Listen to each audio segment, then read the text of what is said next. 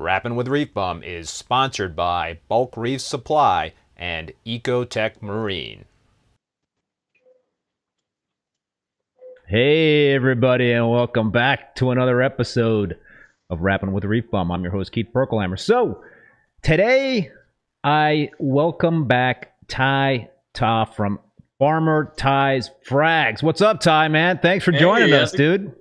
Thank you, Keith. Thank you for having me. It was always a pleasure. Yeah. I'm happy to do it again. So yeah, you did me a solid, man. But we'll talk about that in a second. Yeah. So yeah, Ty was on a few months ago. I can't remember exactly when you were on, but it was a few months ago, I think. I can't even. Yeah, it's hazy these days, man.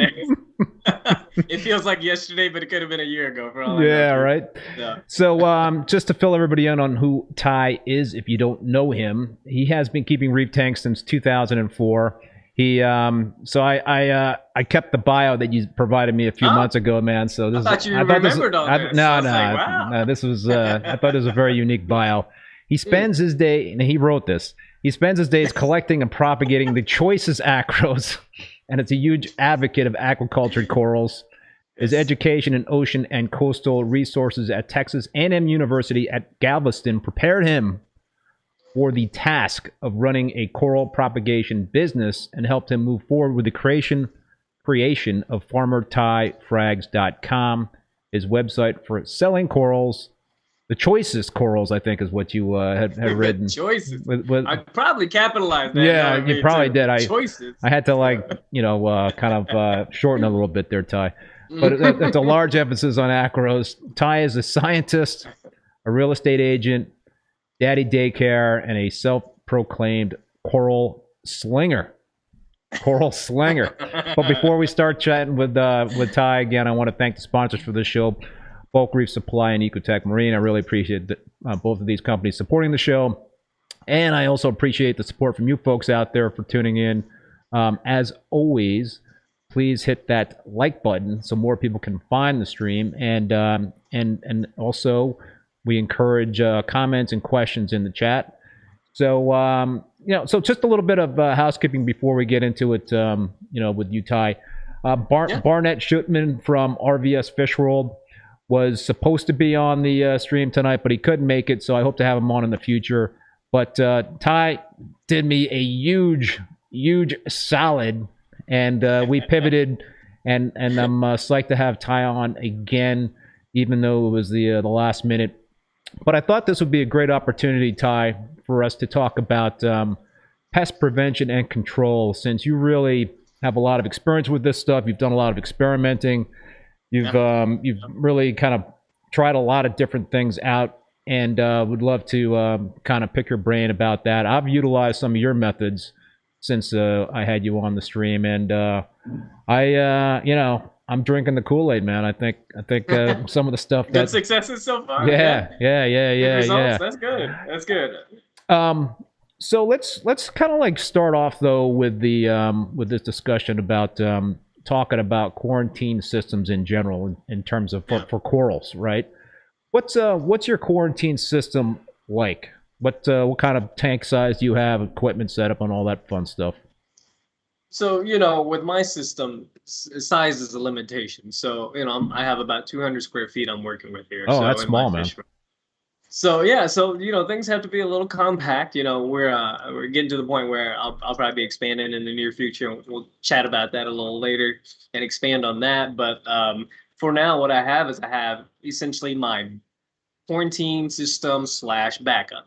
So for me, I like to duplicate some of my colonies, things that I don't want to lose in case, some issues happen with the main system.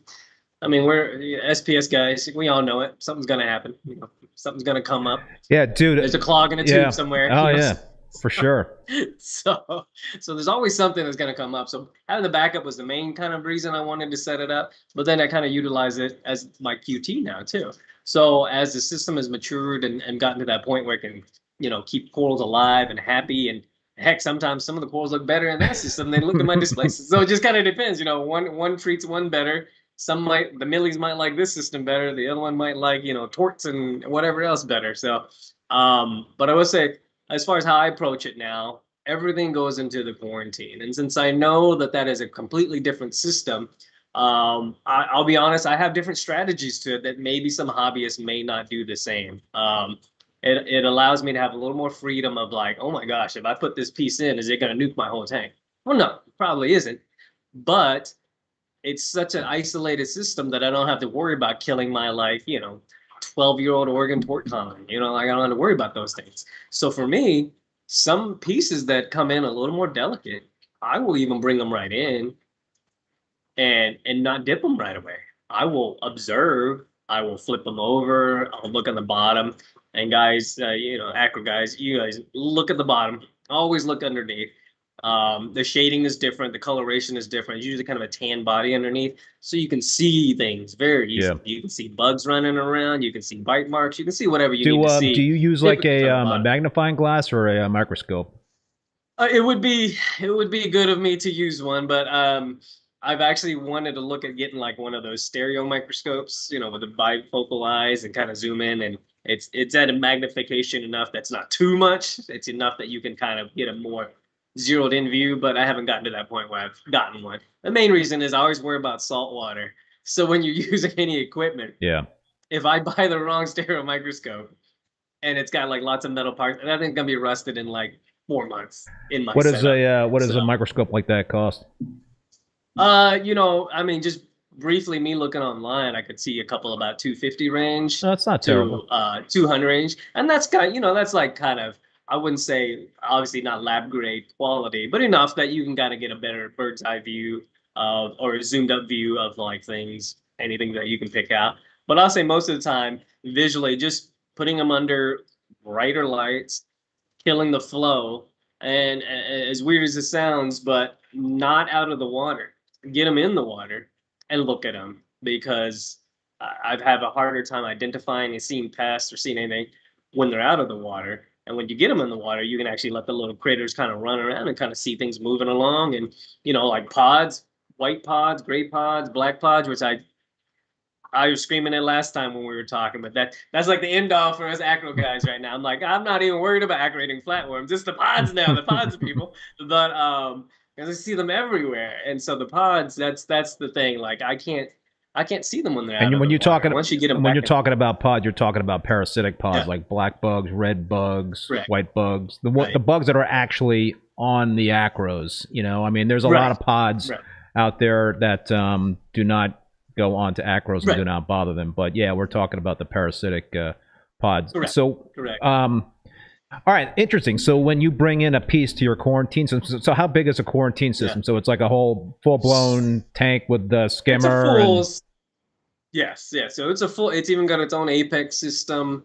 It has, I mean, it's basically a running system. It has about 200 gallons split between 4 tanks.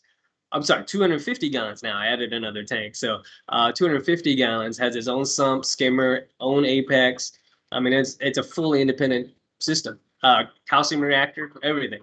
So, and I know that's why I'm saying like this setup that I have may not apply to a lot of other people, and maybe their techniques would be different. So I can.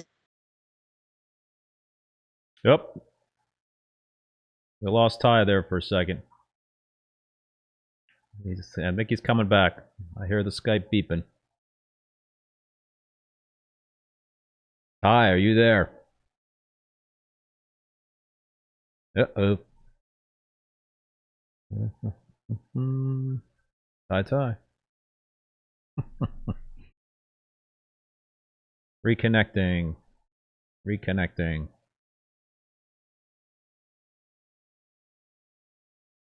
Lost you. Yeah, all right. Let me try to get him back, folks. Hang in there. It's got to be on his end, not my end. I've got a strong connection. Bahama Llama Coral's in the house. Remy, what's up, man? Okay. I think we've got him back. Oh, okay. Ty, we got you back, man. Is that Wi-Fi? You're on Wi-Fi there, man? Is that what's going on? I'm on Wi-Fi, but I'm hiding in the fish room so the kids can sleep. So maybe that's what it is. The Wi-Fi doesn't come down here as much, but sorry about that. No worries, man. So we were talking about your quarantine system there, and I've got a really basic quarantine system that doesn't have a lot of stuff on it. And actually, the frags that I put in the in my quarantine tank, do take a beating. But so I've got like a 20-gallon quarantine tank. I've got a few pieces of live rock in there. I've got a GHL Mitras light on it. I've got a little nano protein skimmer. I've got an ATO heater, and I got a Gyre pump, and that's about it. I don't do any. And then what I do is every week when I do my weekly water changes for one of my established systems, I'll change out like 50% of the water. And just dump it right in there. Right? Dump it right in there and all that stuff. But so my protocol in terms of when I bring new stuff in is I'll do and we'll talk about this, the KCl, the potassium chloride, dip. I do that once. My frags basically stay in my quarantine system for like 4 weeks. Okay. And so I'll do a weekly potassium chloride dip for aqua-eating flatworms. And then twice during that 4 weeks I'll do an interceptor, treat the tank with interceptor. But by and large, my frags do take a beating and lose some decent coloration over that time. But then when I take them out of the quarantine period and put them into one of my established systems, 2-3 weeks later they're all colored back up. Yeah, they're good to go. Yeah. Does that happen to you? Like when you start to really treat stuff like that? Yeah, for sure the dips. I mean, when I used to use Bayer a lot more, I would see it less. Bayer is super just gentle on the acros. But when I started switching to potassium chloride, they're going to lose a little color. They may even look a little thick. And to me, if that protects what I have, it's worth it to me. There's sometimes I'll get sensitive species in, sensitive pieces, like a speciosa or something. They're super sensitive, or some type of incanata or dragon variety. They tend to not like the dips as much. And those, like I said, because I have my unique setup, I will just acclimate them to the system first. But I am cheating because, like I said, it's a full system. I mean, it's an SPS tank in its own. It can grow colonies by itself. I mean, there's really virtually very little difference between my display system and my backup system, minus the fact that one actually has a display connected to it and the other one does not. Because I'm sorry to cut you off. I kind of wonder in terms of like the way I the process that I explained to you in terms of doing 4 different dips with the potassium chloride and then the 2 different interceptor treatments. I'm wondering, A, is that the reason why I'm losing color in most of the frags that I put in there? Or is it B, because it's a very bare bones system, or is it a combination of the two? I mean, I'm curious. Do so you said you do lose some coloration when you kind of put your frags to that sort of regime? Yeah, I would say even if you put it in a good, stable, not just kind of a smaller quarantine system, but a full, like mine, 4 dips, a dip a week like that would generally lose some color with it. And that's with a system that can color up just like my display system. So like the beauty of it is, I have everything on racks in that backup system. So literally, if I need to dip anything, any new incoming frags, and I have them all on my little frag rack, I'll literally just grab the whole rack, plug it into a tray, pull it out, give it a couple shakes, blow some pumps on it, take it back and put it in, and I can do that weekly. And so that's the beauty of it. Saves time versus doing individual frags, shaking them all around, doing it. So I've done the same thing. Dip a whole rack. So I would say for you, I would say if I had to put percentages, I would say 70-80% of you losing color is probably the dipping process weekly. I've noticed the same with potassium chloride. If you do it weekly, they do lose color. They don't get ugly and brown, but they're like, a little lighter than their ultimate shine, I guess. And then the rest, of course, when you put them in a system that's not fully dedicated to SPS, you're not going to get the same intensity of color you get with your main system. So. Yeah, it doesn't bother me because I've probably lost like, maybe 5% of the frags, in that kind of regime, which doesn't bother me. Knock on wood, it hasn't been super pricey stuff that I lost, because then what are you bringing in? Because then I'd be seriously bummed, if I did lose that stuff. But I mean, acros are so resilient, dude. I mean, you just when you put them through that kind of like really put them through the ringer like that, and then you put them in a fresh, in a healthy system where they've got all the things they need in terms of the supplements and the calcium and alkalinity supplementation, whatever it is that you have in your system that causes you to have success, they'll just color right back up, and so it's a beautiful kind of thing to see that happen. You got to see it. See it live in front of you. And it's funny because you said they are very resilient. They, I've dipped frags and put them out and glued them and forgot them for like 20 minutes, and I'm like, oh, this is this new piece of that glue that's been sitting out in the air drying up. Pluck it back into the water and it's good to go. Oh, really? Out in the air for 20 minutes? Yeah, and you'll see like some bubbles on it here and there, and you're like, man, I killed that thing. And then the next day it's like, yeah, it's good to go. So well, what they say, they used to dry ship or I guess ship acros out of water, right? Put wet newspaper on it. We should try that as an experiment, dude. I'll ship you a couple of like frags. You ship me a couple of frags. We'll just we'll dry ship them with some wet newspaper and see what happens. Yeah. What's really funny is I literally last week, one of my buddies, John Sorgan, he's one of my best buddies. He lives right down the street, and he's working with the Mott's labs at UT. So Dr. Mott, Misha, he does coral research, and he has a bunch of grad students that work with him. And so he had a little barbecue, and he's like, "Hey, Mott's is gonna be there, and the grad students. We're gonna talk coral acro nerd stuff." And I'm like, "I'm there. Come on over." So I bring my beer, and I'm like, let's talk, let's chat. So literally, I think 4 years ago when I first met with them, that was what they told me. It was like, when they get colonies shipped to them, and I'm like, oh, so how do they ship them? And they're like, oh, they take bubble wrap, just regular old bubble wrap. They wet it in water. They wrap the colony, tape, throw it in the bag. Really? Yeah, bubble wrap? In a bag, wet bubble wrap in a bag, toss it in the bag, no water other than that, tie it tight, and ship it. And then I said, oh, no way. And then they're like, yeah. I was like, oh, it must get there in like, under 24 hours. They're like, no, it could be like 2 or 3 days later. I'm like, 2 or 3 days. You kidding me? Yeah, and I'm like, no way. So I told them the next time they get some, please let me show up. I want to see that full. Yeah, you want to see that firsthand. And I want to see what it looks like at the end of it. But jokingly with my buddy John, I was like, hey, you think people would be open to Farmatide frags sending out frags and bubble wrap? And I said, you know what? They're gonna riot on me if I send frags like that. But yeah, they come alive. Now I'm curious though, the loss of color, maybe. You know, I would think so. I mean, geez, I would man. think so too. Yeah, I don't. Because if I had a nice, pretty colored up jaw dropper and I send it wet bubble wrap, Yeah, you're not going to be doing that, dude, right? You know? Well, I'm just saying, but you might get there alive, but is it going to be as pretty? You know, yeah, that's going to take a while. People pay for pretty, so you know that might not be my motto. But I thought, well, we can change the industry. Everyone's going to ship with wet bubble wrap, you know. So Reef Keeper saying thank you, Keith, for not shipping my frags in wet bubble wrap. Yeah, I think that was the order with the home wrecker fragging, and for sure I was not going to be doing that.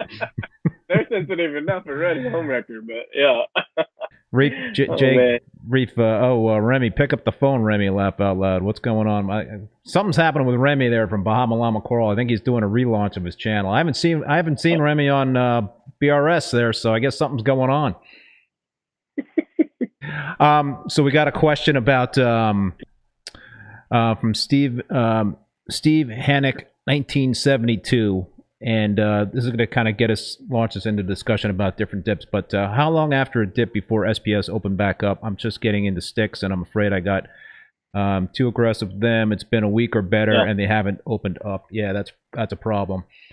Yeah, I mean, and you can share your experience on it too, Keith. But like, if I don't see pops, if they're retracted in for more than a day, I know something's wrong. And, you know, and this is going into a stable system that's growing colonies. So if it's sitting there and the pops are retracted and really the skin looks tight, that thing is probably gone.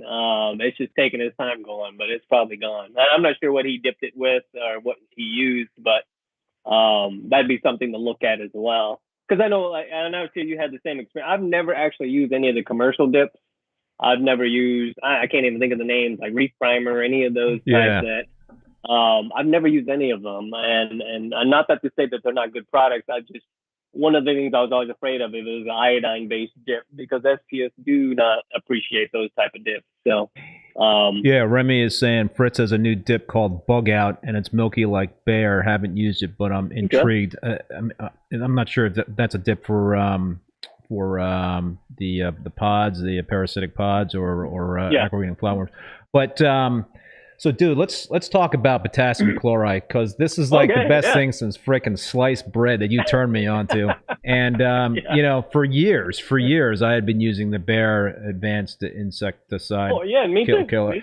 And first of all, it's frickin' dangerous, right? Because it's got these chemicals on it. I don't even think I could buy it in Vermont, because they're not selling it here, or at least I can't get it via Amazon, because they won't ship it to the state. Yeah, and I think one of them, either Home Depot or Lowe's, won't even carry it anymore. Right.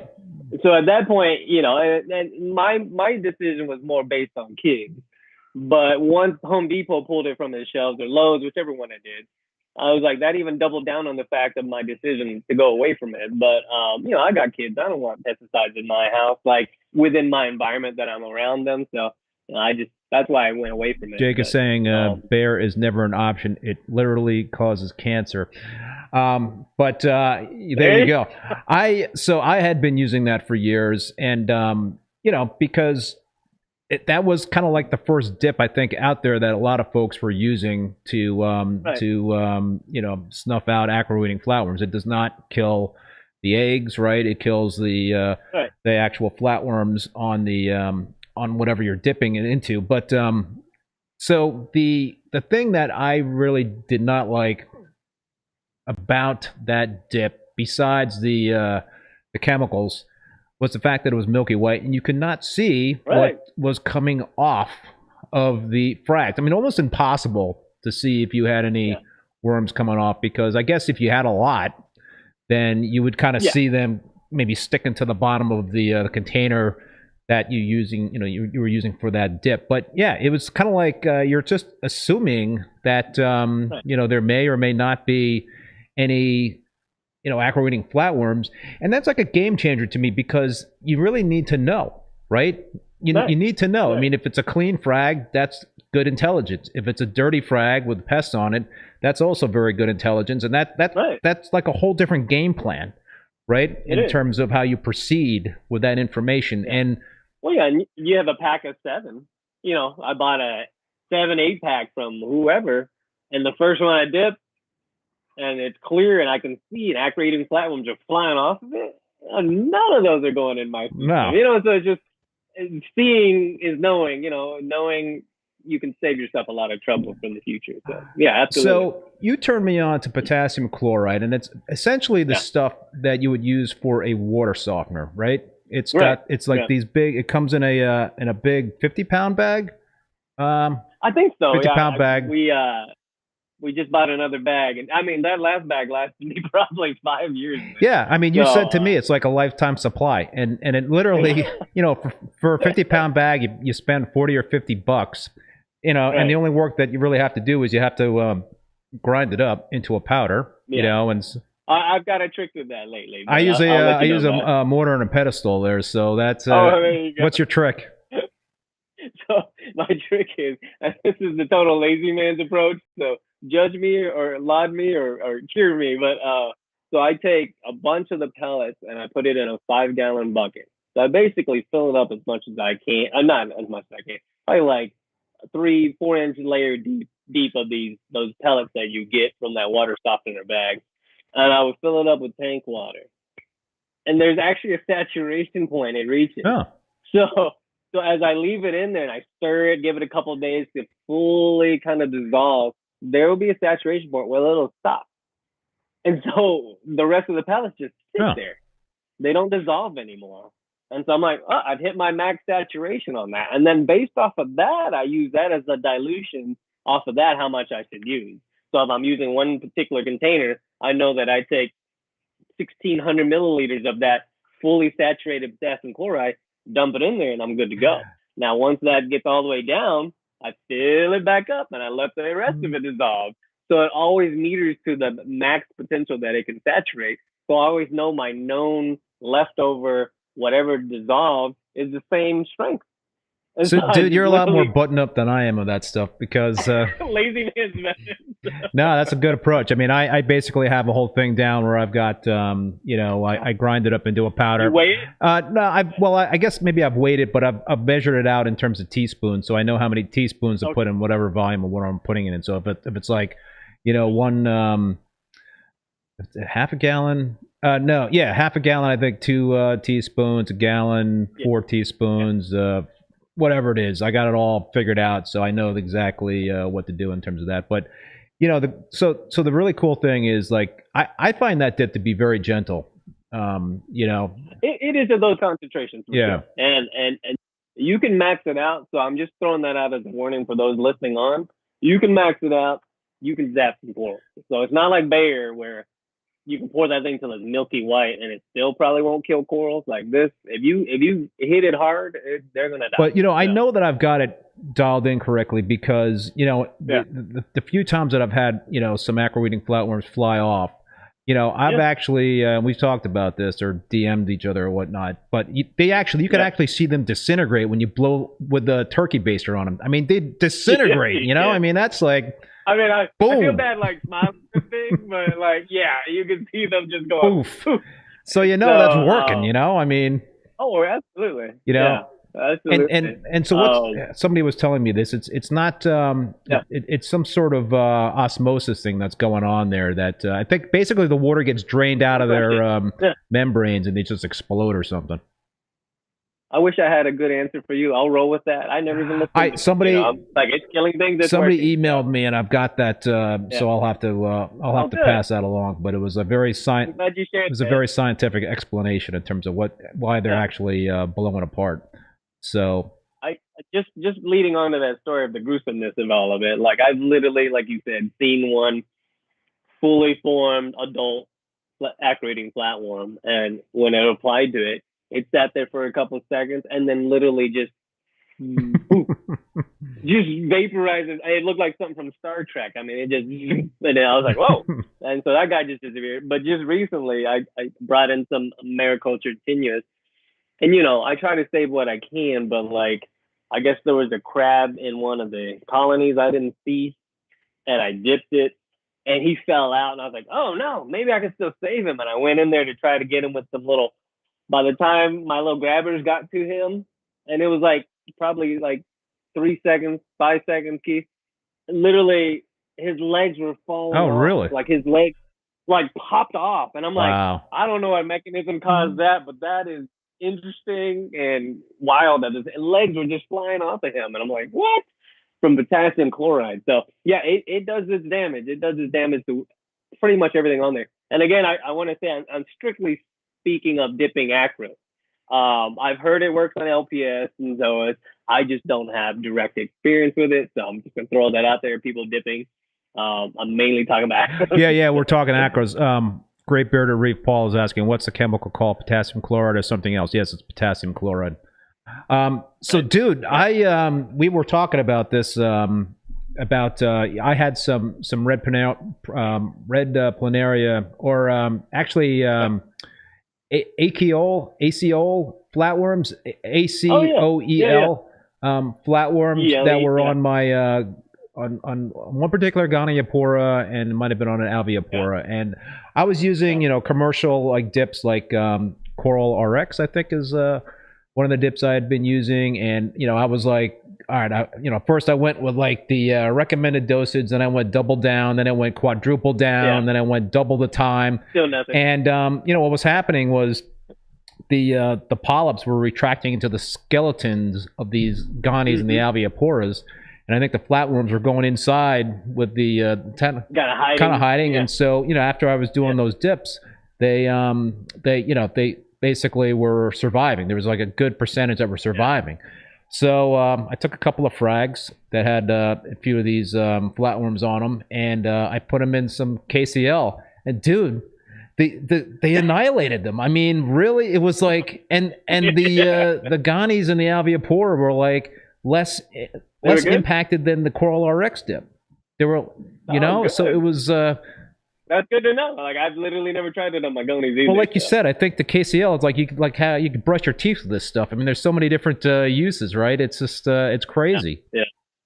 That's awesome. I'm just looking at the some of the chat and the questions right here. QT is the best way to go. Which way to help those hidden pests like Aptasia? Yeah, I mean, that's tough because getting like Aptasia or other pests like what are the those worms that get into display tanks? They have the web. They shoot the webs out. Vermitid snails. Yeah. Those are very tough pests to prevent. Vermitids survive everything. Like to me, they're like the Twinkies of the acro or the reef pest world. They're indestructible. Like I've never found a dip that killed a vermitid before. Like once they pull that trap shut, they're completely isolated. It doesn't matter what you're throwing at it. What do you think about folks seem to have success using bumblebee snails? That's what I've heard. I just never tried it myself. So I would love to give it a try because eventually, if you get enough of the population, then they start messing with your plumbing. They start building within the PVC itself and can start causing restrictions in flow. So, they're definitely a pain. I just don't, I had this discussion with one of my good buddies. He's a big reef acro guy too, Bubba, and we kind of chatted a little bit about it. And I said, it's funny because you can ask any reefer, what's a pest? And they'll name 5 things, like name me your 5 pests that you hate. And then you ask another person, they'll name a different 5, And I get it, like acro eating flatworms is kind of a universal thing. But, I can ask it about something else. I'm like, oh, well, what do you think about vermitids? Oh, they're a pest. So me? I don't think they are. Or I like, don't, yeah. Or like, I don't. Arena star. They're my pet. That's not I'm on my list of pests, but on other people's it is. So I'm just, there's some things that are not universal. And I always find that like vermitids and the stars are usually the 2 that people always like, oh, that's a pest. I'm like, no, that's not it. Yes, it's a pest, so it's kind of funny. Yeah, I agree. I mean, for me, I've got vermitid snails in both of my display tanks. Although the one tank that I'm redoing, I'm taking out all the established Haitian live rock and swapping it out with Carib Sea live rock that I've been cooking. So I will be getting rid of the vermitids on that tank for sure. unless they hitchhike in the sand. I'm crossing my Yeah, fingers I know, for you man. that I don't they'll know. take it over. I don't know, but I don't know. I've had them, and yeah, you know, when you see that web on an acro, it's like, oh, jeez, man, you know, that can't be like a good thing. But I don't know. It doesn't seem to like really impact, you know. Yeah, have you had issues? Because I've really. never had issues with the web killing things. Yeah. But I don't keep zoas and other things, so I can see maybe it irritating zoas that they don't open. So I can see in those aspects, just directly for me, what I keep, I've never had an issue with a vermitid doing anything. Yeah, you know, like I said, other than cut me while I'm putting my hands in the tank, that's about it. So, Jake says vermitids don't survive my screwdriver, you know, so I guess that's one. He almost did a spit take there. Yeah, that's one way to approach it, but I don't know. That would be kind of hard if you got a lot of them in there, I would assume. But I don't know, Jake. I'd be interested to see what Jake says about bumblebee snails, if that's a viable solution or not. Or if Jake wants to come over, I'll be happy to have him in his there you go. That'll hang out for a couple. I'll supply the beers, you know, like just come on over. But you know, I real fast before we leave the potassium chloride. So I had the pleasure of talking with doing a trade with Bob. I think his screen name is BCS Reef. I'm not sure if you know Bob, but we did a trade, and you know, we started kind of the same discussions with you and I about potassium chloride and going back and forth, and so he tried because, you know, the same things, those little gray bugs, the little white bugs that people see sometimes, and you know, there are a couple of types that are actually non-parasitic that can live on your acros.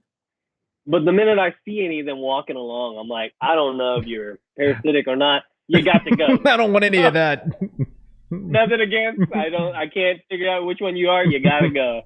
But he's a immunologist. Yeah, he's an immunologist. 20, 30 years of doing that. So he like really did what I wanted to do. Kids don't allow me to do this and experiment and do these kind of things anymore, at least for the interim. Once they get a little older, I'll get back to it. But he went and actually experimented with potassium chloride and experimented with interceptor. So I'm sorry, I'm getting my medicines mixed up. Sorry. So the discussion for this one is for interceptor. So he went back. He decided, you know, he wanted to do an experiment on the bugs and the mount.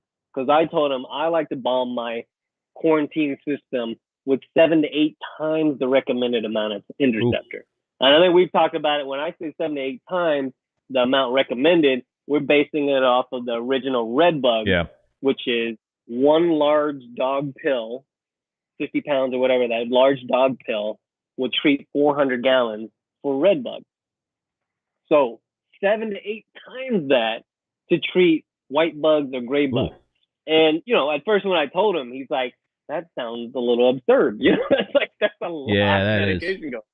And I'm like, well, I based it off of someone else's experiences where he encountered black bugs, he encountered white bugs, and this is the percentage, or this is the amount that he needed to use to wipe them out. So Bob went back and literally tried it 2 to 3 times. He tried it 1 time. And the 2 or 3 times, like, really decimated the population. He thought it actually knocked everything out.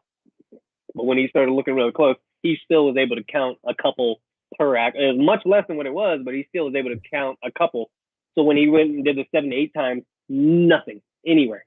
Couldn't see a pod anywhere on any acro that he had. And he's like, that's it, Ty, 7 to 8 times. How did the acros survive that?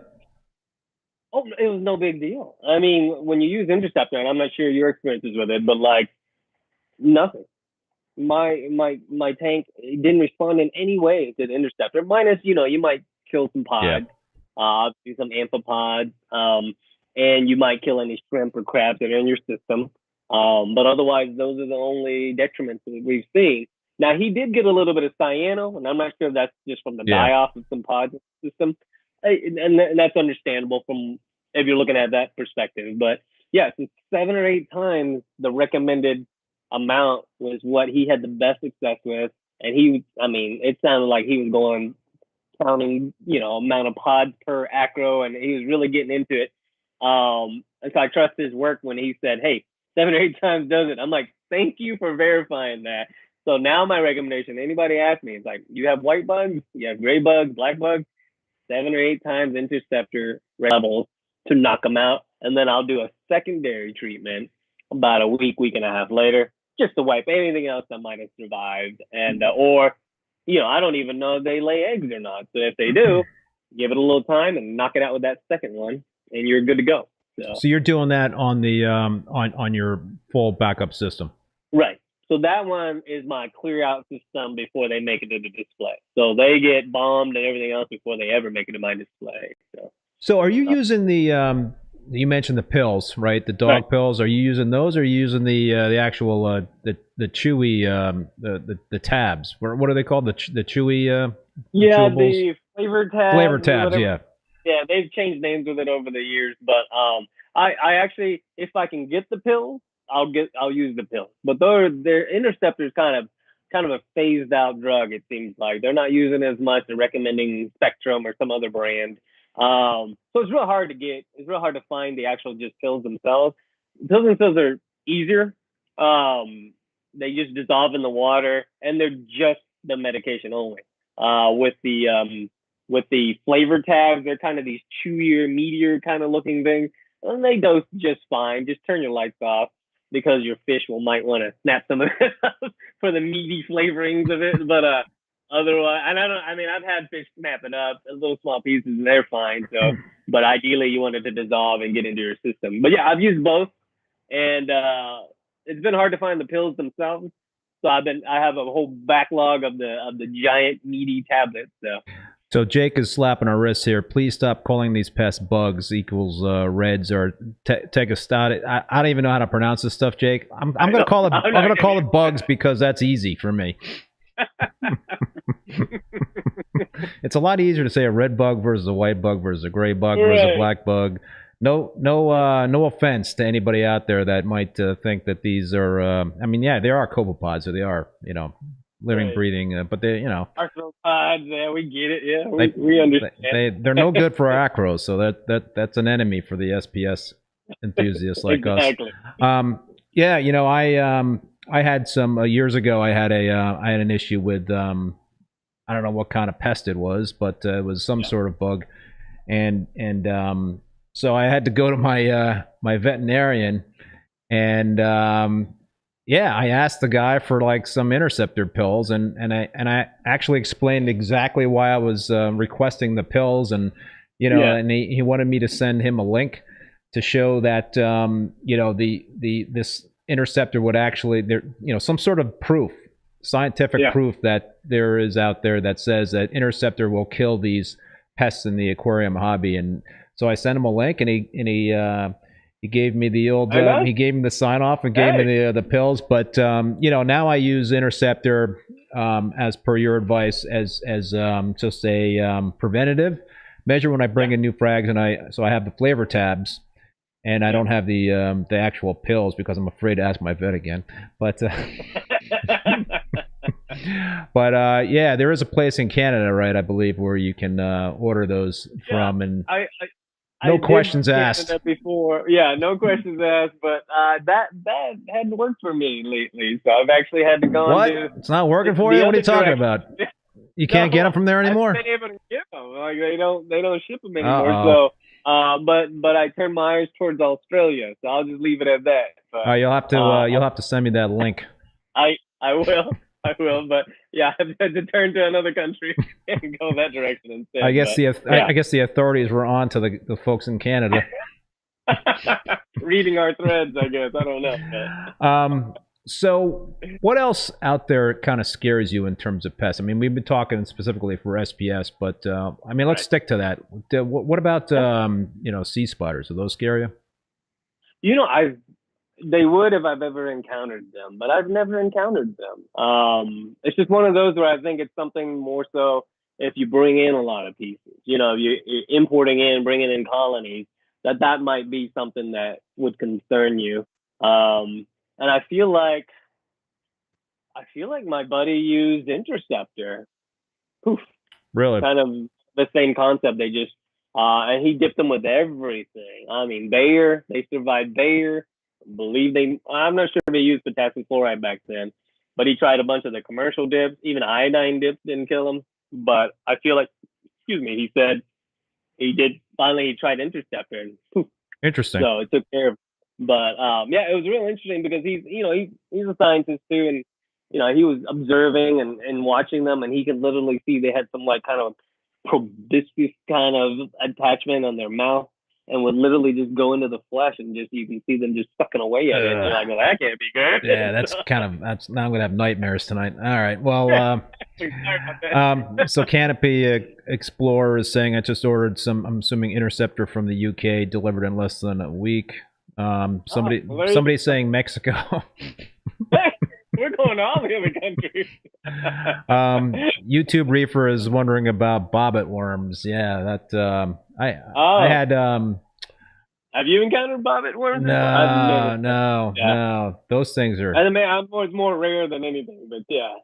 Yeah, no. There's that's a scary freaking organism. That's an alien-like organism, And my understanding is that they could actually eat through silicone. So you don't want one of those things to. Chris at ACA Aquaculture, we've had success with 3 to 4 time dose for all of these pests except the ciliates. Chris is probably talking about. Mom, Chris, what are you talking about? Peppermints take care of the flatworms and nudie brown. Okay, yeah, maybe the intercept is what he's talking about. Okay. Good. I appreciate him sharing that. Yeah, and right, and this is another thing that I've used. Chris's another method that Chris uses, which is he's got these special peppermint shrimps from, I guess it's the west coast of Florida that apparently can eat the aqua-eating flatworms or other kind of pests. So I know that, and he's also saying that's something that can be taken care of. Monty eating nudibranchs. Do you? I've heard nothing takes those out. That's awesome. Yeah, have you ever encountered those? The Monty eating nudies? No, I've actually. I never encountered them. I've heard they're impossible to get rid of. Or at least not impossible, but really hard to get rid of. Even if you get rid of your Monties, they still kind of linger for a little while. So. Yeah, anybody out there that knows how to get rid of Monty eating nudies? I don't have them. I had them years ago, and I just kind of like lived with them. And that was a whole other system that I broke down. But those would not be. Well, I guess Chris is saying Interceptor would take those out.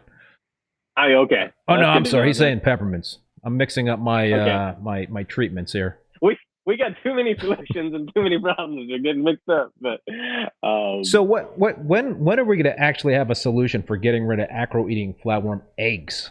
Right? When is somebody going to have a breakthrough for that?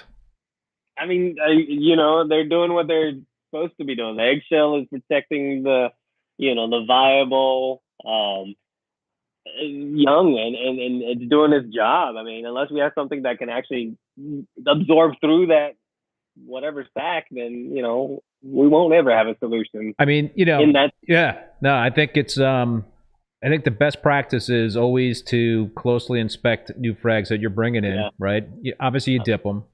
And if something comes off, then you got to take a real closer look. But and never keep the plug. Cut the frags off the plug. If it's a fully encrusted frag, I know that hurts, right? Because it's like this beautifully encrusted frag, and it's got all this beautiful base on it. And here you are taking off the frickin' plug and ruining like 6 months' work or whatever it was to encrust. So here's a cheat. This is when I get real cheap. Especially if someone let's say someone sent me a jaw dropper that's fully encrusted. Now, I'll snip off the top of most things, but if someone sends me a fully encrusted jaw dropper, I'm like, that's some good encrustment there. I don't want to get rid of. So it's different when it's like $900 an inch. You're like, I don't really want to waste that encrustment. So here's my trick with that, Keith. I'll snip the bottom foot of that plug off, so it's just a disc. And at that point, I would take the disc and glue it onto a brand new frag plug. And then anything that's not flesh, I'll take super glue and super glue the whole damn thing. Yeah. I mean, just a big, ugly glob of super glue. But it allows me to keep the encrustment without bringing any of that unknown plug material on there. So And I know that may sound crazy, but over the years, I mean, 16 years of reefing now, almost every bad thing I ever got came on some form of a tile or a plug or a rock. You know, it rarely came on the acro itself or the coral itself, unless it was a particular pest to that coral. But yeah, the minute you ditch the plug, you've had half your issues at that point. Yeah, no, I agree, and I agree with the jaw dropper thing. I recently picked up a jaw dropper actually from Tim Herman. Of course, and that was the one frag I didn't cut off. You know, I was like, I can't do that. So you know what I'm talking about. It did survive my quarantine, which I was very pumped about. You're brave. You're brave. I know. And Tim's got clean stuff. I mean, I'm not, you know, here's the thing, right? Tim like runs super clean systems, and he's got like the best stuff, and I've had him on as a guest a couple of times. But you know what? You can't trust anybody in terms of like, you know, bringing in stuff and dipping and frag. You can't like to say, hey, I know this guy is so buttoned up and has this big super, you know, detailed regime. You gotta do the same stuff no matter who you're getting it from, right? You never know. 100% agree with you. I have a trust no one mentality. I don't care who it is. It could be me. If I met myself selling to myself, I would dip the heck out of it. And I joke about it. I dip from my display to my backup system. I dip from my backup system to my display. And I know that sounds crazy and anal, but you know, the minute you have one pass and it makes it to the other system, then you know why you do that. So it's just avoiding nightmares is all I do now. So Ty, what would you say would be good advice to folks out there that you know, might not have a lot of money for a quarantine system, and you know, or bringing in SPS frags, and maybe they're new to it all, and that sort of thing, and what would you say the best protocol would be for those folks that want to try to keep pests out of their systems? Yeah, I mean, I'm going to be realistic. Not everyone obviously has a backup system that's fully functioning. Even not everyone has the capacity to do what you're doing and set up kind of a smaller setup that can at least keep them alive and happy enough until you get it out of there. So realistically, for those that just have one system and you want to do acros, my advice would be, obviously, one, we've already reiterated that, but ditch the plug. Please ditch the plug. You know, buy one little bag of plugs and use that. Re-glue it, put it on your new plugs, dip them, and then get it in the system. And then keep the old plugs that you pulled them off, and then you can just recycle. So the next one that comes in, take those old plugs, glue them on there. You'll always have this constantly running batch of plugs that you can always reuse all the time. But yeah, first and foremost, ditch the plugs. Then do your dip. Again, I'm a big proponent of potassium chloride. If you look up Farmer Ty triple dip, Google it, you will see what I've put together as far as for Bayer, potassium chloride, and interceptor. Now, granted, like what I told you guys, 7 or 8 times, I know that's a lot of money. I know that's a lot of pills. The other alternative is also Dr. G's, which is actually even more expensive when you look at it per volume. But Dr. G's is a quick pinch to not have to crush tablets every time to do interceptor. You know, you turned me on to Dr. G's. Yeah. I found that was actually kind of a harsher treatment than the interceptor, I thought. Okay. Yeah. And you did it for the prescribed amount, like it did like 4 to 6 hours or something like that. Yeah. It was a long dip, like 6 hours, I think it was. Yeah. And so to me, like using that, I have a bottle. It makes sense when it's just a small application, when I'm not pulling out the full interceptor pill and crushing it and putting it in the system. This Dr. G's is liquefied already. Yeah. And you can literally just pour it into whatever you're dipping your frags in and put it in there. But yeah, so just move the frag plug, glue it on your own, dip it, and put it in maybe a rack or somewhere where you can easily observe it and kind of monitor it. You know, flip it, look at it daily just for a little while until you can kind of make sure it looks clean, happy. And at that point, you're generally pretty safe. It's not going to be as surefire as having its own QT and doing that, or having an entire separate backup system. But I think it's more applicable to most hobbyists, like not having or not being able to do a QT system, or even having one. Aquas they're not going to just be happy being thrown into any system. So even if you set something up, 20-gallon, put some rocks in it, they're not going to be happy. You know, that needs to be a stable kind of running system. So I get it. And so that's what I would advise. It kept me out of a lot of trouble over the years once I started implementing that before I had a backup system to go into. So,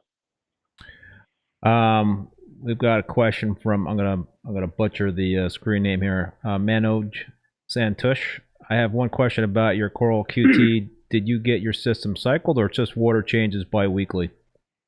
Maybe that question is for me. Yeah, I'm guessing for you because mine's a fully running system. Yeah, I basically started my quarantine tank with established tank water, and I also had some live rock that was actual live rock. So it pretty much was started as a mature system because of my my other system, and the fact that I do 50% water changes every week is with established tank water, not new water. It pretty much does the trick, and yeah, it's definitely worked for me. So Ty, we've been talking. Go ahead.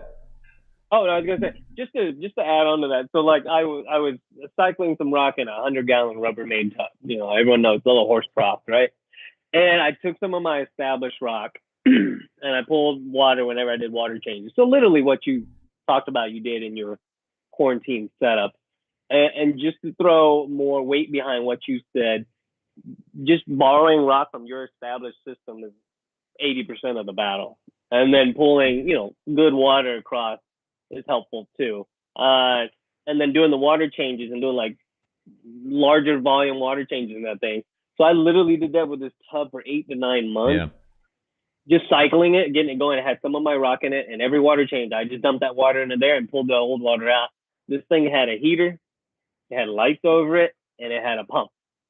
And I hand topped it off for 8 to 9 months. and I put one frag in there, one acro frag, and that sucker grew to a mini colony inside of a tub with just rock, a heater, a pump, and lights. And this is the most basic acro setup you can think of.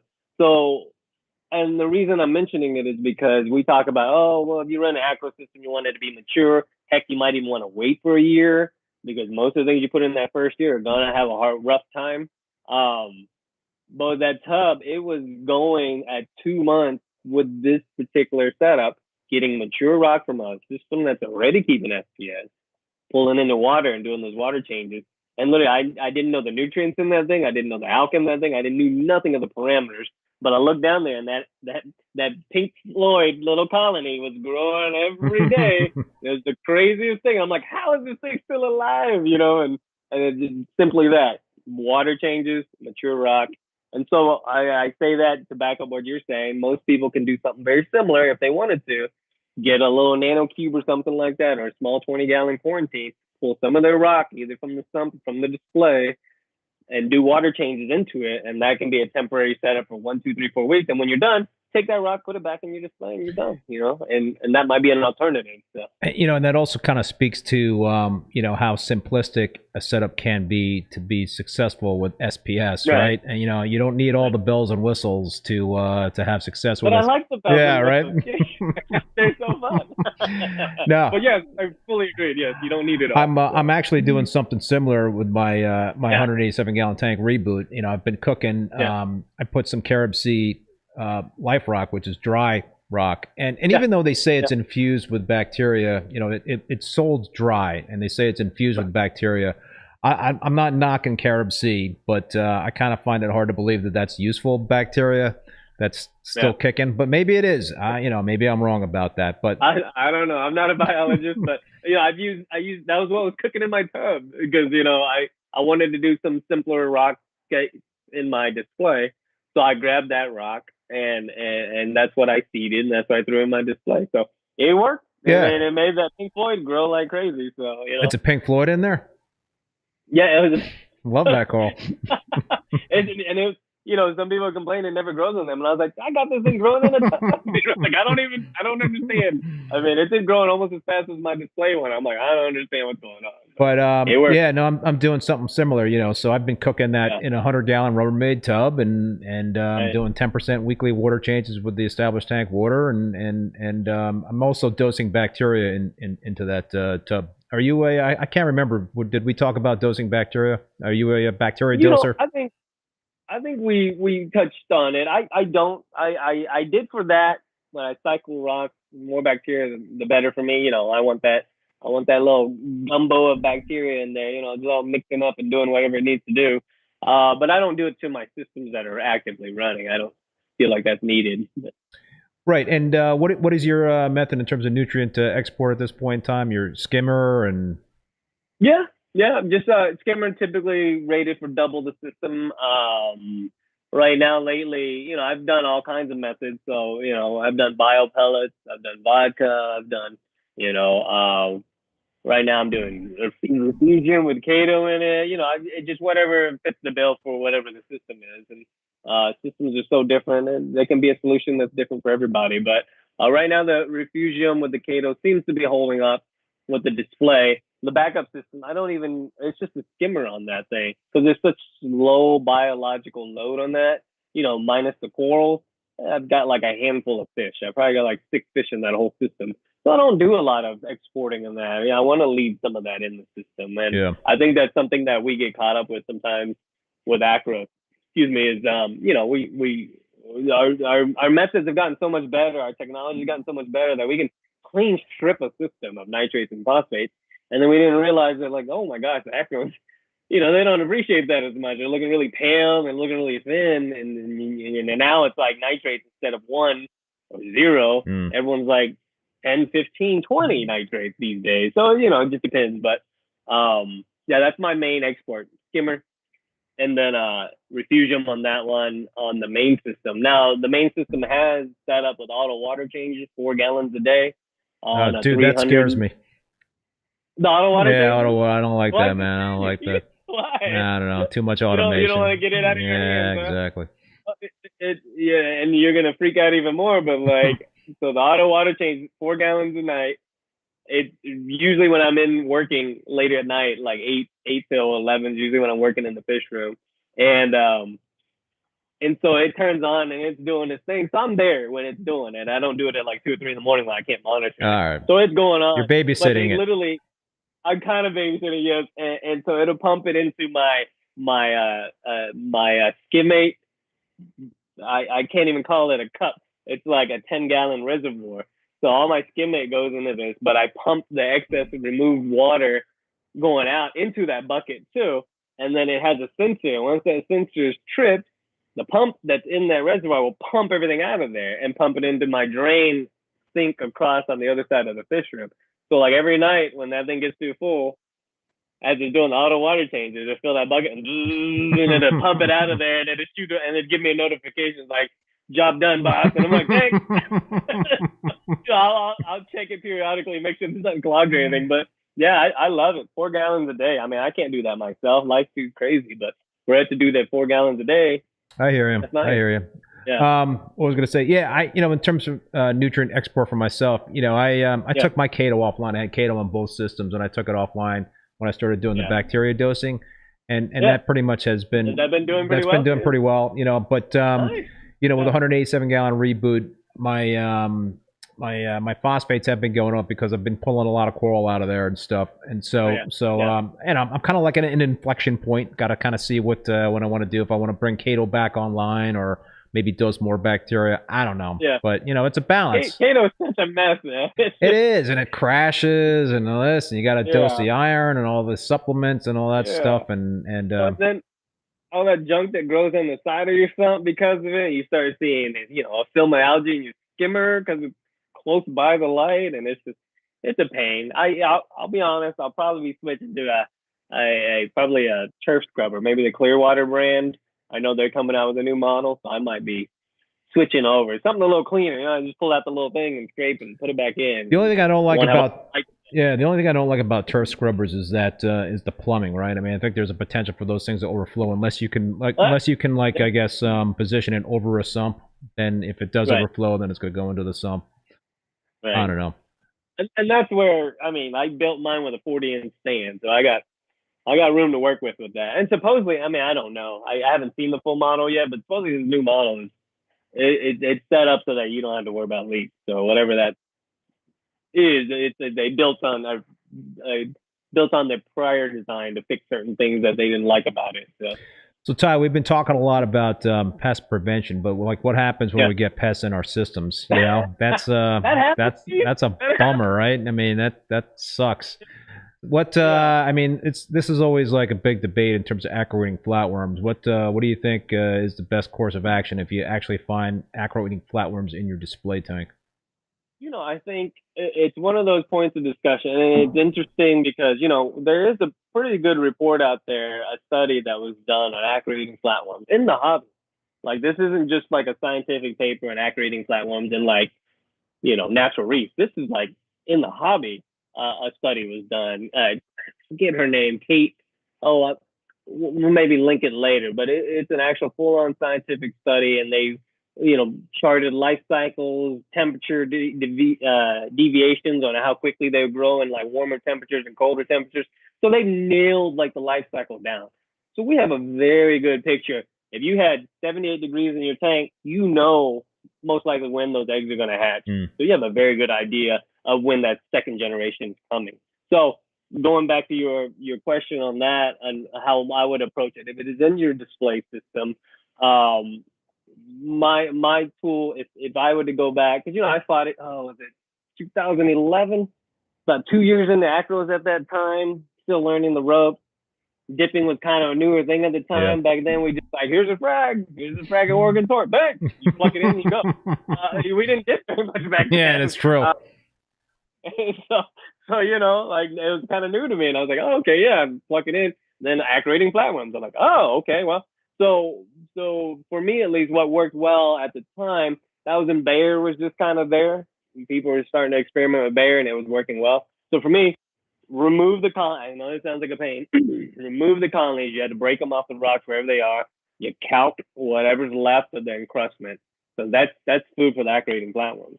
And then with me, and there's other ways that you can do it, I literally plumbed a 100-gallon Rubbermaid tub. You can buy them for like $80 at you know, farm store or whatever.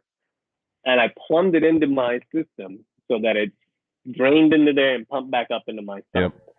So I removed every single colony and I put it in that tub, and then I weekly dipped it with Bayer. Shook it like crazy because Bayer usually stuns them. It doesn't kill them, doesn't dissolve them like potassium chloride in your face, but it like stuns them enough that you can shake them off. So the key is shake it like crazy, examine for eggs, super glue, scrape eggs, whatever it is, put it back on the frag rack that you have in that Rubbermaid tub.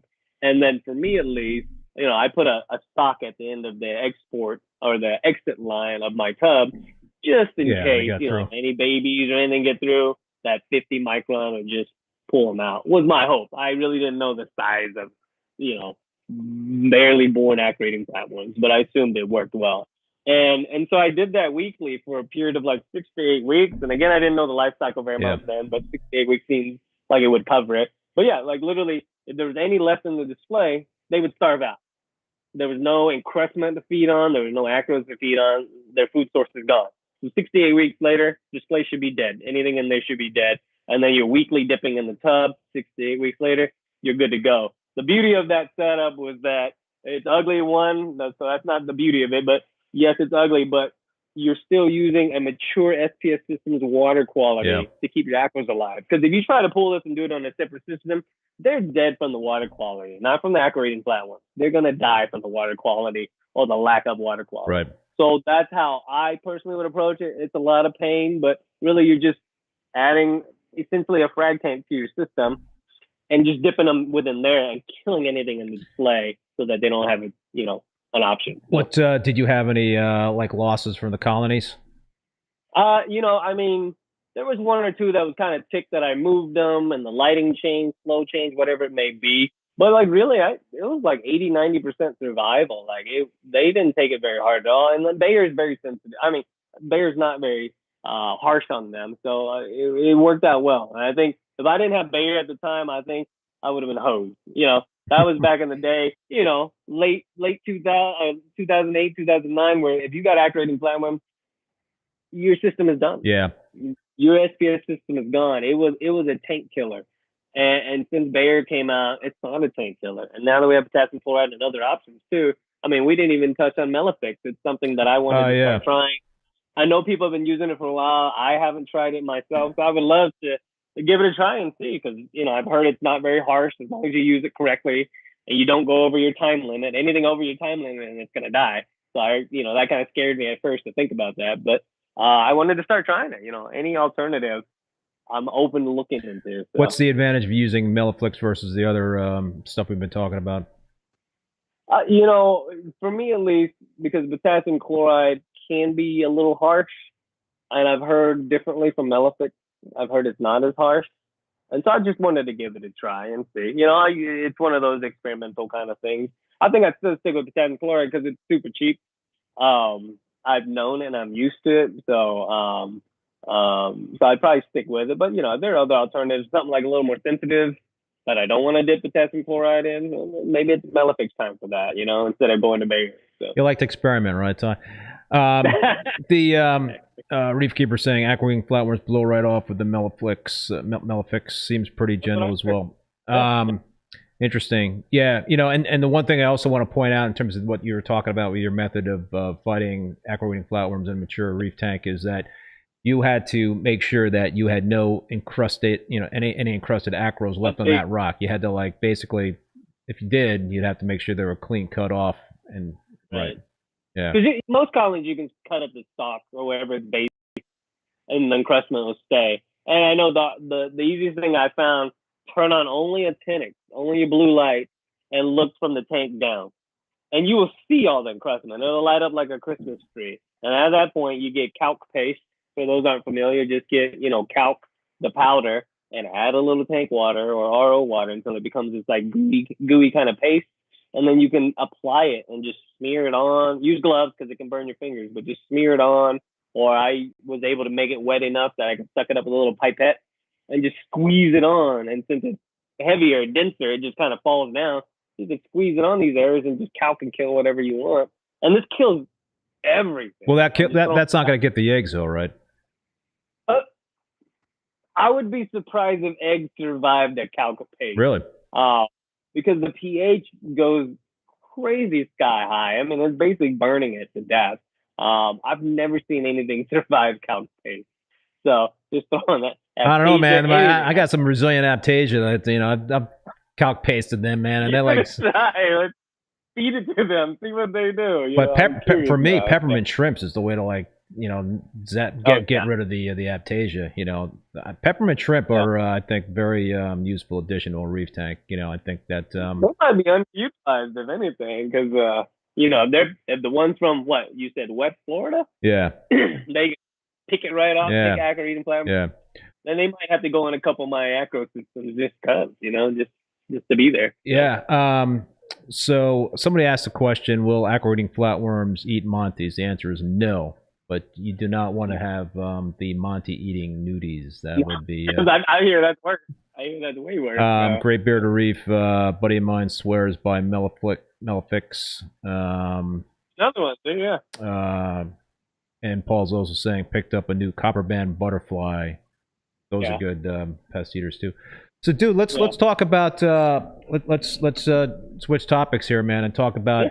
What's going on with you? What's new and different? You were mentioning you got a new kind of exciting venture coming up.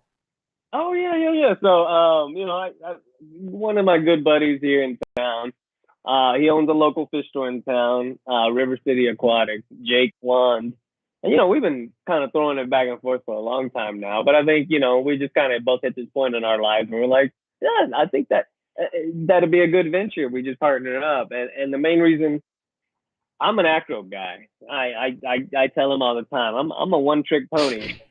I got one thing. Well, hold on, dude. You got some beautiful Goniaport and Aviaport too, right? I mean, that's a thing. Well, just 95% of my stock is Acroport. So yeah, I dabble in other things here and there, but I tell them I'm a one trick pony. I got one thing going on. So if someone goes to my website to buy stuff, they're like, "Hey, you got any LPS? You got any?" I'm like, "Nope. I don't got any of that. You got any brains?" I'm like, nope. Yeah. So I always felt like, oh, okay, well, I'm really hyper focused on a certain thing, but not every reefer just wants acros. In my personal opinion, they all should, but not everyone just wants acros. Me too. So and so he he owns a local fish store. He has contacts importing, you know, so he has experience importing. So I kind of threw it out to him. I'm like, look, if I'm aquaculture and you're importing, I mean, the things that we can supply and the options that we can give reefers would be amazing. You know, I mean, it's like one-stop shopping, whatever you want, this and that. So, you know, we've been talking about it for a long time, and I think we're there. I think we're getting to the point where we're starting to work together now, and I think our hope is that September there may be a big change coming up, and Farmer Ty might slide to the side, and there might be a new entity. Oh, really? But yeah, I think that's where it's headed, and I'm very excited about it, mainly because, you know, my operations in my home, and that's great. You know, kids, I can work from home. I can kind of do this all day while I have the kids, and I can monitor it. But really, it's outgrowing my home, and this allows us the opportunity to get a space, and allows us just focus on just that, and it gets this all out of my home, and I guess the big part is, you know, well, what am I going to do with all these tanks that I have at home once all of that leaves and I go on this partnership and start doing aquaculture and import? And I was like, oh, there's a next phase, Keith, with the stuff that I have at home that I'm pretty excited about. I'm going to head towards, but is I'm looking to set up the systems to spawn. Oh, wow. So I want to work on trying to spawn corals at this point, because, you know, there's issues with natural reefs. We're coming up on a lot of death and loss and bleaching events, and, you know, I don't anticipate it getting any better. So, you know, if we can look to find a way not to asexually reproduce them, but to sexually reproduce them, then that's something that we should do. And, you know, you and many other hobbies have the tools to do it. Yeah. I mean, we're all there. So if we as a community are able to do this, I mean, can you imagine the implications? You know, like if we started breeding and spawning higher heat tolerant acros, you know how big of a difference that would make big, in huge. natural systems? Yeah, and granted, you know, there's a whole long process of getting approved to putting them back in the ocean, you know, obviously. But I'm dreaming here, and that's my dreaming side a little bit. But I want to start diving into spawning a little bit more. And I had a random spawn. It was unintentional, my systems weren't even geared for trying to spawn, but randomly one day, and I posted a video on one of my YouTube videos. But yeah, one of my inland cyclops of all things just decided to start bubbling one night. I'm like, what's going on over there? And it's spewing eggs. I mean, it's just going nuts. And I'm like, oh, well, that's neat. Yeah, what was the formula for that?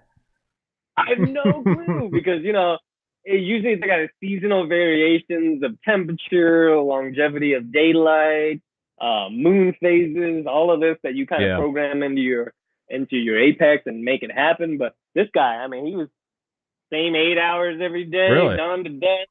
Temperature was roughly about the same, because it's a fish room with its own mini split that keeps a certain temperature in here. So I'm like, I don't know what's going on with you, buddy, but good for you. You know? Yeah, there was some good times going on in that tank. I was just sitting there watching a video, but I was like, oh, there's something happening in here. But yeah, no, I'm excited about the future. I'm excited about the possibilities.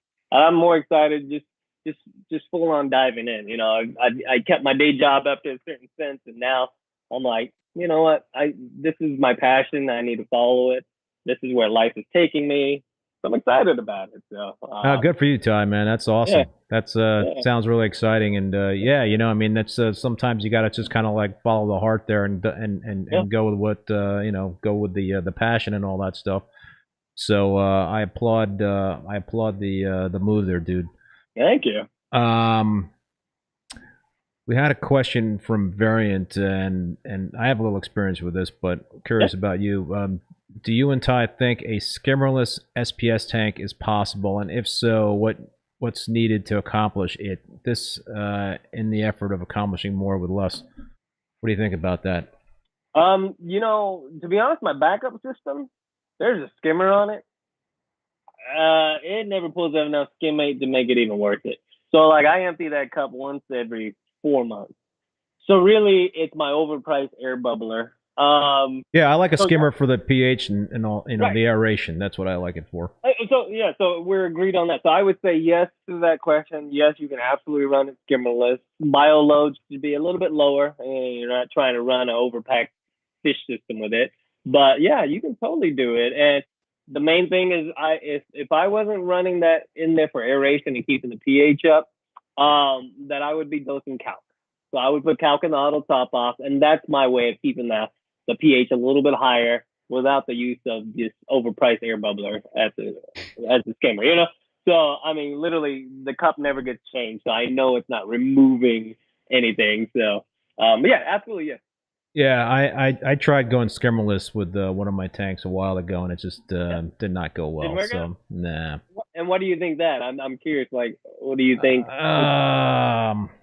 I have to like dig back into my notes and Okay, yeah. and see exactly why it didn't work out. But it's a delicate balance, right, in terms of a reef tank. Really? And if you got a reef tank that's in balance, and then all of a sudden you take your skimmer offline, then that's going to upset the apple cart, and you got to be able to compensate for that sort of thing. And so it's a complex situation. But I know people do it, but like I said, I think a skimmer definitely helps in terms of the pH and the aeration. I dose Kalk wasser, and what I'm curious, what's your pH typically? What's your typical range for pH? Mine's pretty wild. So on the display, it goes from 8 to 8.5 daily. I would consider that a larger swing than most, but it doesn't affect anything that I've seen, at least.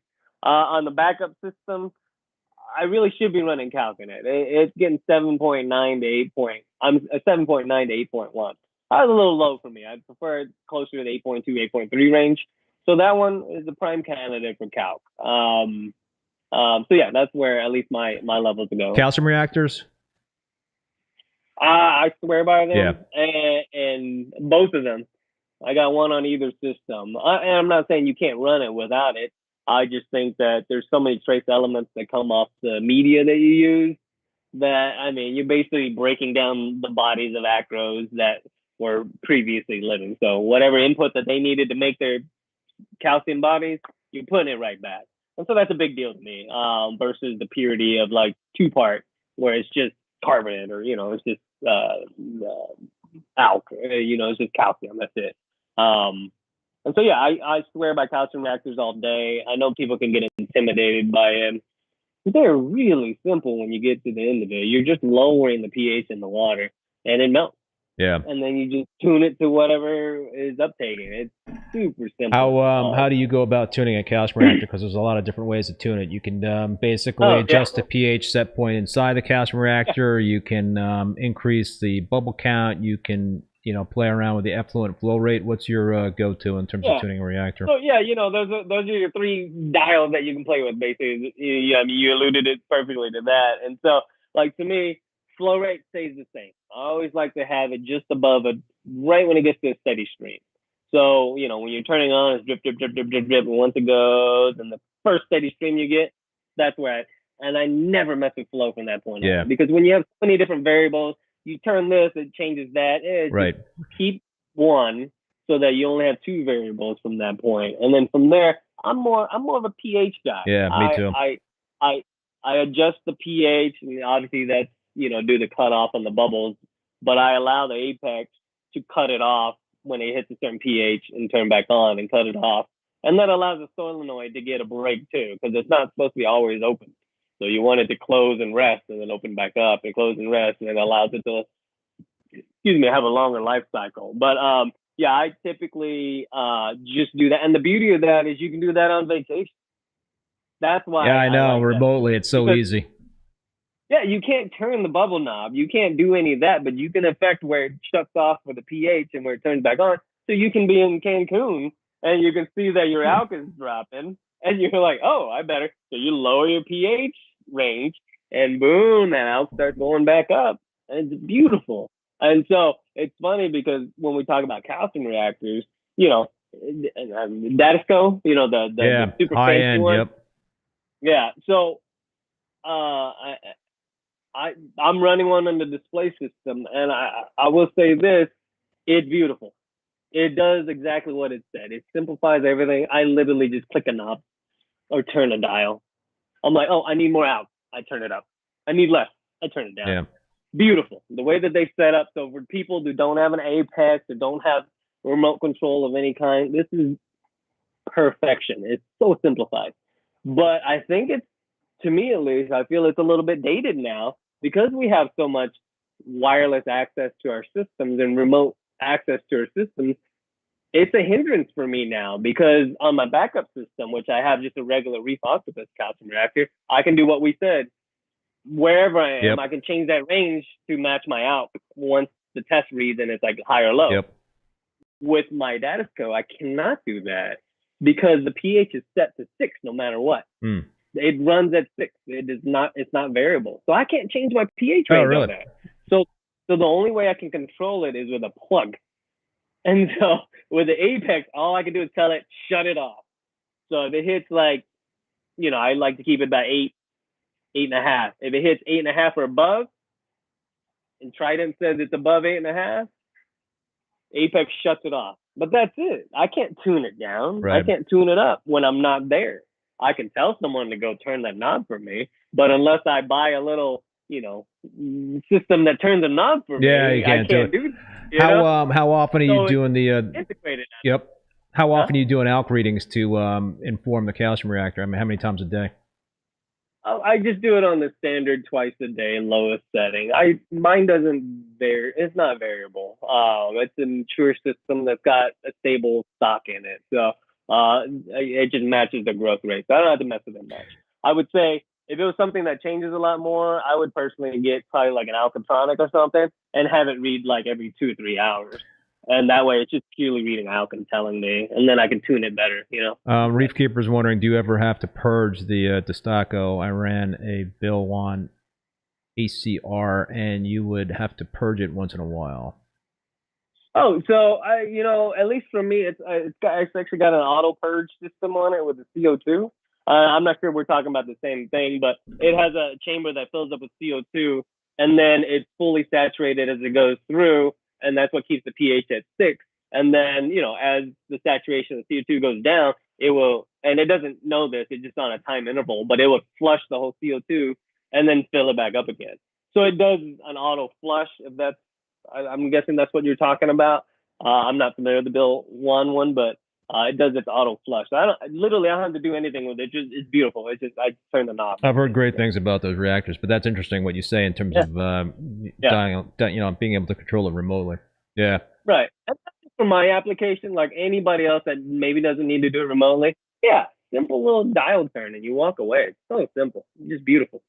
So Ty, man, we're getting into an hour and a half of this live stream, and I don't want to take up too much more of your time because you were a champ to be a pinch hitter last minute and come on the stream tonight, dude. And I thank you so much. Any final thoughts, man, before we sign off tonight? Man, I think we get caught up in all the little details of reefing sometimes, and this is a reflection of myself too. So I just wanted, as I gotten this lately, I get so much into the details of like, oh my gosh, this piece is not happy. Oh, but these are.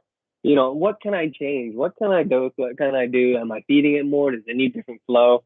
That I think, as a whole, I'm just saying as a reefing community, I just want to say, let's all take a step back and let's just look at your display, enjoy the beauty of it, enjoy what you were able to do to take these animals and keep them happy and mostly happy in your system, and just enjoy the beauty of it and know, that we're in it for the love of this hobby. We're in it for the love of the growth of these corals. And I know I'm going on the commercial side a little bit more, and I'm selling frags and this and that. And this is just a self-reflection I've had lately. So I wanted to at least say it while I had the audience to say it. But let's get back to the roots of a beautiful system, sharing with friends and like, hey, these pictures and posting on social media, posting on forums, wherever, and just let's get back to the beauty of the hobby and I'd love for us to head that direction and just share it with everybody, just enjoy it. So.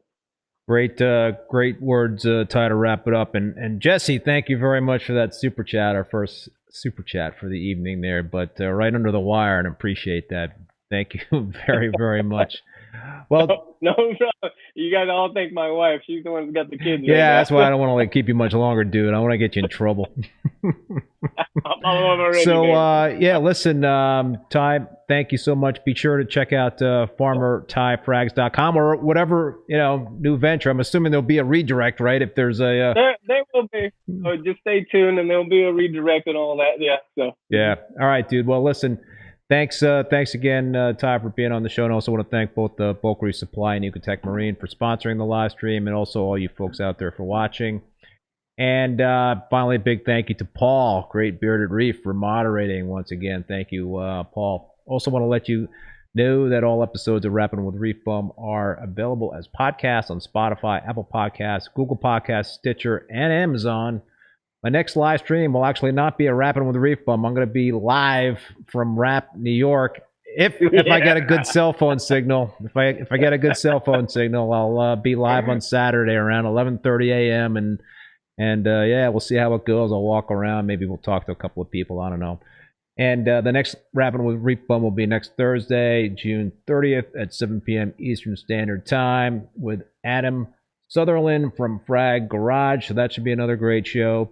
And if you want to check out the full upcoming schedule of Rappin' with ReefBum, please visit reefbum.com under the YouTube section. Well, until then, everybody, be safe, and we will see you next time.